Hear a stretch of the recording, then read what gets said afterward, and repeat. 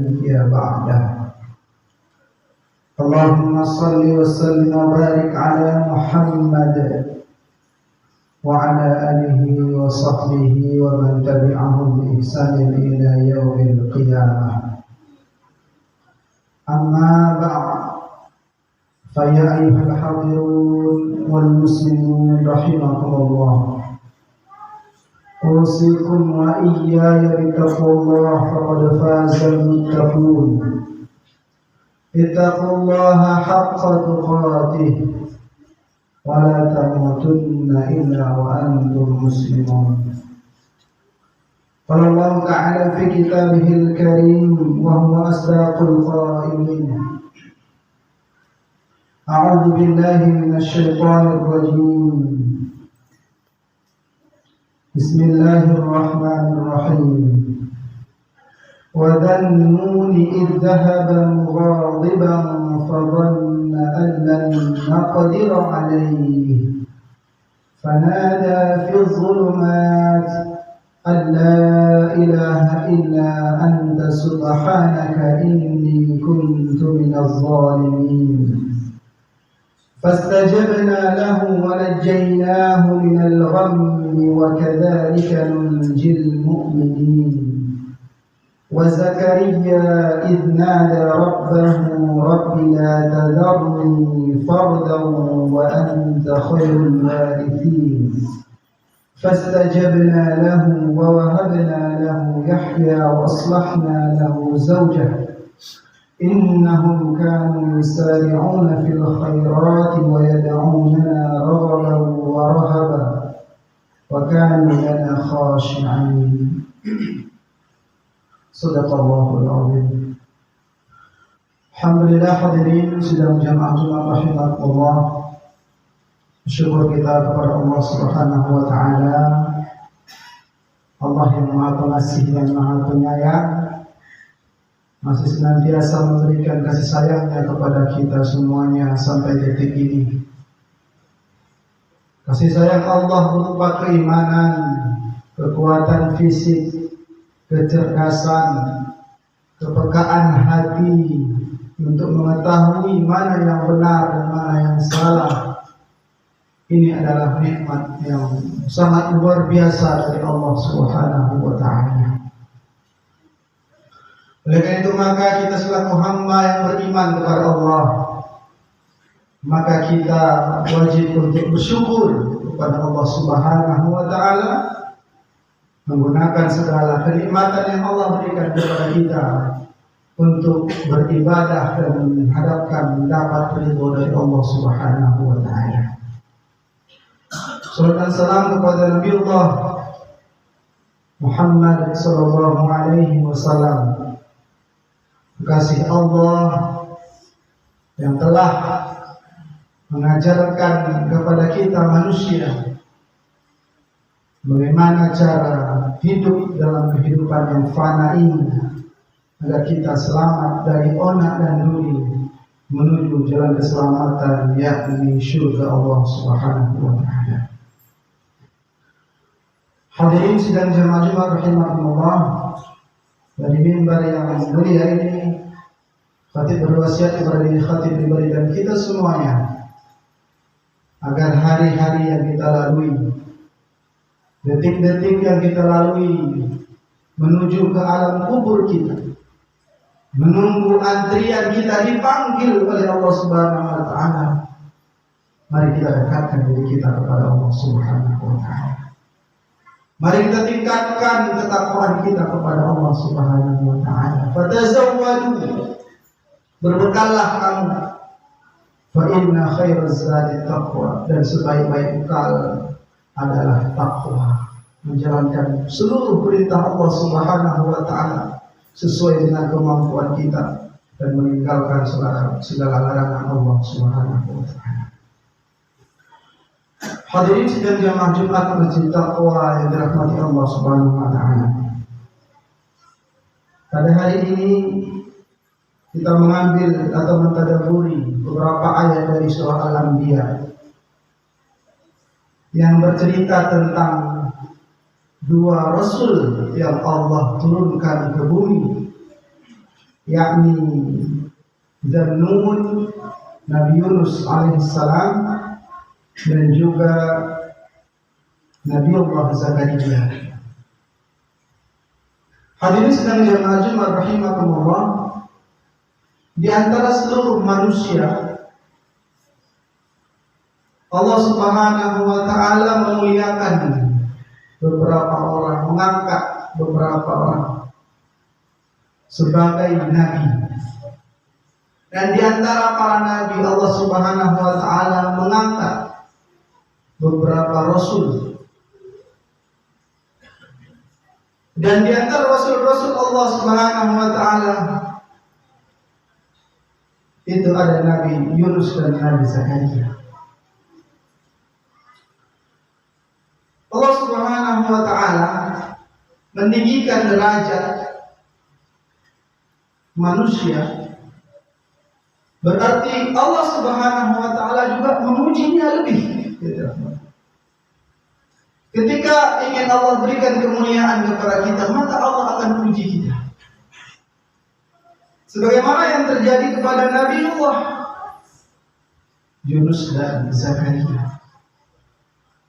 Hadirin sedang jemaah rahimakumullah, Allah berfirman, A'udzubillahi minasyaitonir rajim. Wa dhannuni idh dhahaba mughadiban fa dhanna an lan naqdir alayhi fanada fi dhulumati an la ilaha illa anta subhanaka inni kuntu minadh dhalimin.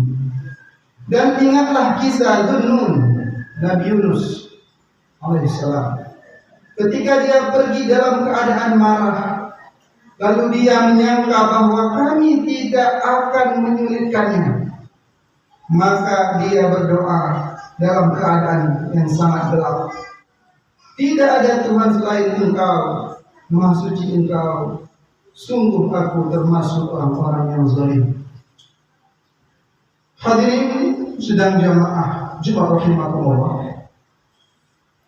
Seperti kita ketahui bahwasanya Nabi Yunus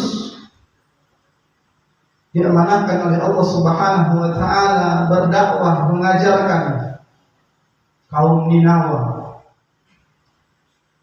sebuah negeri. Nabi Yunus ini yang dirahmati Allah Subhanahu wa taala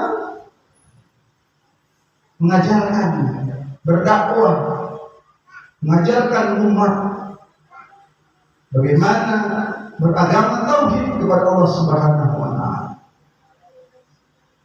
Tetapi dakwahnya tidak diterima. Bahkan sebagian dari kaumnya mengelak. Itu adalah cobaan para dai, cobaan guru-guru. Itu diolok-olok. Ada dalam Allah Subhanahu wa taala ada kesalahan yang dibuat oleh Nabi Yunus alaihissalam, pelajaran penting kepada kita. Apa itu? Beliau pergi meninggalkan tugas dakwahnya sebelum ada perintah dari Allah Subhanahu wa taala. Beliau ngambek, beliau kurang lapang dada, sehingga beliau pergi meninggalkan kaumnya dari Allah Subhanahu wa taala. Wa dhannuni idh dhahaba mughadiban fa dhanna an lan naqdir alayhi. Lalu dia menyangka bahwa kami tidak akan menyulitkannya. Rahmat Allah Subhanahu wa taala. Jadi kita dikasih amanah oleh Allah Subhanahu wa taala sebagai seorang guru, sebagai seorang ustaz, sebagai seorang penyeru kebaikan-kebaikan. Maka laksanakan saja. Mau berubah atau tidak, itu bukan urusan kita, karena hidayah bukan hak kita. Tugas kita adalah mengajarkan, menyampaikan risalah yang benar, risalah tauhid yang telah Allah turunkan kepada seluruh nabi. Wadzannuni idh dhahaba mughadiban. Dia menyangka Nabi Yunus ini ketika dia meninggalkan dakwah, meninggalkan kebaikan-kebaikan, dibiarkan begitu saja oleh Allah Subhanahu wa taala. Tetapi Allah Subhanahu wa taala tidak pernah memuji.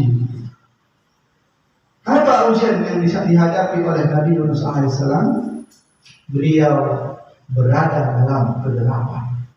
Az-zulumat, kita tahu bahwasanya az-zulumat itu adalah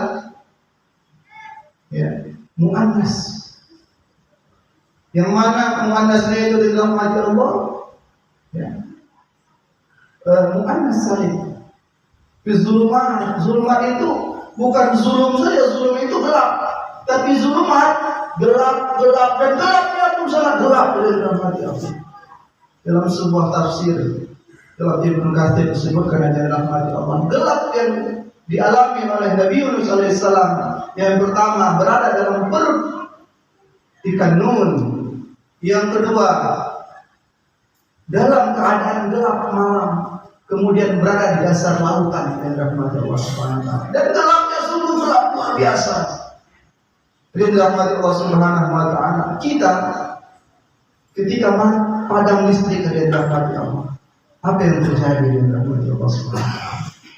Kita gelisah dan kita mencari penerangan di hadapan Allah, mencari cahaya menghidupkan diri dan sebagainya.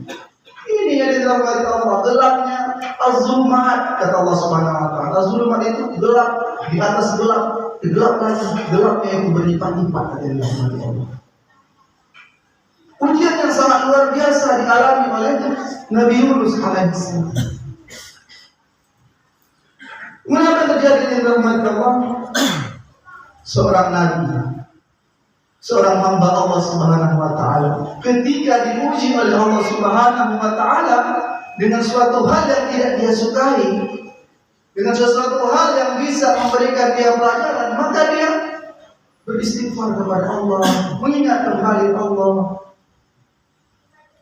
Kita manusia, makarul khata wa nisyan, tempat salah dan tempat lupa. Maka kembali kepada Allah ketika Allah sudah mengingatkan kita.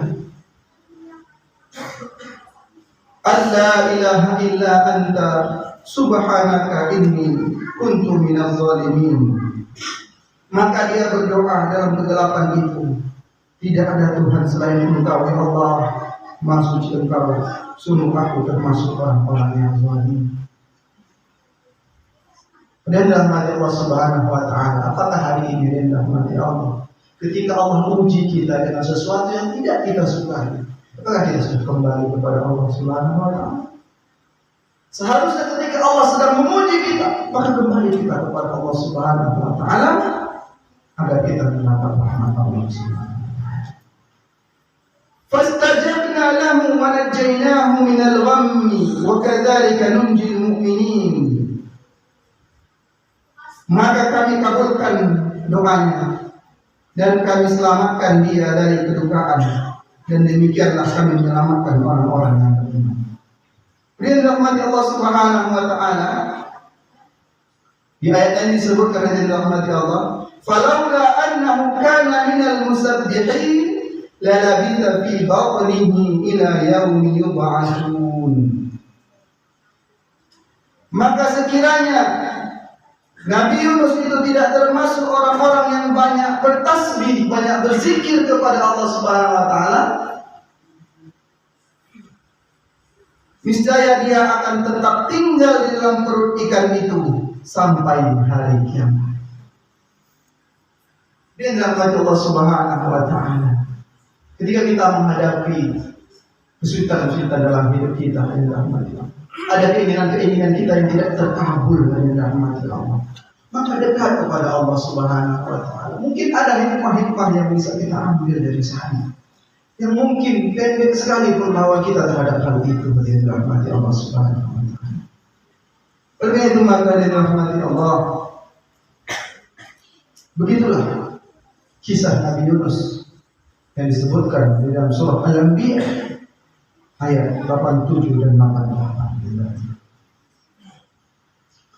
Pelajaran dari ayat ini yang kita pelajari Allah, yang pertama adalah ketika ada kebaikan-kebaikan yang kita lakukan, ketika ada kebaikan-kebaikan yang kita dakwahkan, jangan kita tinggalkan. Ketika ada kebaikan-kebaikan yang kecil sekalipun, jangan sampai kita tinggalkan dari rahmat. Istiqamah berbuat baik, istiqamah berdakwah. mau dilihat orang atau tidak. Tapi Allah Maha melihat dia. Mau dihargai orang atau tidak, mau dianggap orang atau tidak, itu bukan urusan kita. Kita berbuat untuk Allah Subhanahu wa Ta'ala. Hadirin sedang jamaah Jumat rahimahullah. Kemudian pelajaran kedua adalah tidak boleh. Pelajaran kedua adalah senantiasa bertasbih, berzikir kepada Allah Subhanahu wa Ta'ala. Ketika kita ditimpa musibah, ketika kita ditimpa sesuatu yang tidak kita senangi, maka kita dekat dengan Allah dan berzikir, berbanyak zikir, berbanyak istighfar kepada Allah Subhanahu wa Ta'ala. Mungkin yang terjadi itu adalah karena dosa-dosa kita dan rahmat Allah. Hadirin sidang jamaah Jumat rahimahullah. Satu lagi tentang kisah Zakaria. Dan ingatlah ketika Zakaria, ketika dia berdoa kepada Tuhannya, ya Tuhanku, janganlah Engkau biarkan aku hidup seorang diri tanpa keturunan, dan Engkaulah ahli waris yang terbaik. Di dalam Allah Subhanahu wa Ta'ala, Nabi Zakaria diuji oleh Allah Subhanahu wa Ta'ala dengan lama punya keturunan. Lama sekali tidak punya keturunan di dalam Allah. Sampai dia sudah tua, bahkan istrinya itu mandul, tidak ada harapan lagi untuk punya anak. Di saat-saat mau putus asa itulah, di saat-saat penghujung itulah Allah berikan Yahya kepadanya. Nabi Yahya. Hadirin sedang dalam Jumat rahimahullah. Ketika diuji oleh Allah Subhanahu wa Ta'ala dengan ujian seperti ini, apa yang dilakukan oleh Zakaria? Maka kami kabulkan doanya dan kami anugerahkan kepadanya Yahya, dan kami jadikan istrinya dapat mengandung. Sungguh mereka selalu bersegera dalam mengerjakan kebaikan, dan mereka berdoa kepada kami dengan penuh harap dan cemas, dan mereka orang-orang yang khusyuk kepada kami. Hadirin rahmati Allah Subhanahu wa Ta'ala, ada beberapa syarat di sini untuk dikabulkan oleh Allah Subhanahu wa Ta'ala doa kita. Yang pertama adalah